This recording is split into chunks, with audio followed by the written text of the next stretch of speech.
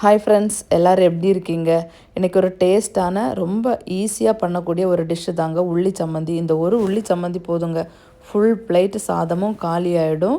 வாங்க எப்படி பண்ணலான்னு பார்க்கலாம். அதுக்காக கடாயில் கொஞ்சமாக தேங்காய் எண்ணெய், கடுகு, காய்ந்த மிளகாய் போட்டு நல்லா மிக்ஸ் பண்ணி விட்டுக்கோங்க. இதெல்லாம் நல்லா ஓரளவுக்கு வெந்து வரும்போது ஒரு 6-7 பல் பூண்டு அதையும் சேர்த்து நல்லா மிக்ஸ் பண்ணி விட்டுக்கோங்க. இந்த பூண்டு நல்லா வெந்து வரும்போது நம்ம இன்றைக்கி 2 வெங்காயம் கட் பண்ணி ஆட் பண்ணியிருக்கேன். அதையும் நல்லா மிக்ஸ் பண்ணி விட்டுக்கோங்க.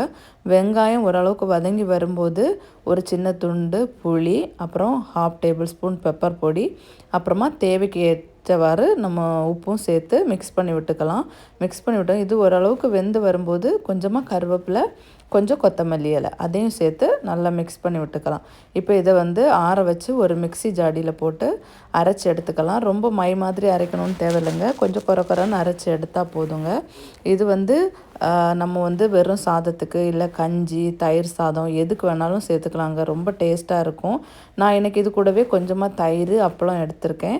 இந்த காம்பினேஷனும் நல்லாயிருக்கும். இந்த கொஞ்சமாக உள்ளி சம்மந்தியை எடுத்து அந்த சாதத்தில் பிசைஞ்சு சாப்பிடும்போது ஐயோ டேஸ்ட்டு வேறு லெவல் டேஸ்ட்டுங்க. கண்டிப்பாக ட்ரை பண்ணி பாருங்கள். ஹெல்த்தியாக சாப்பிடுங்க, ஹாப்பியாக இருங்க.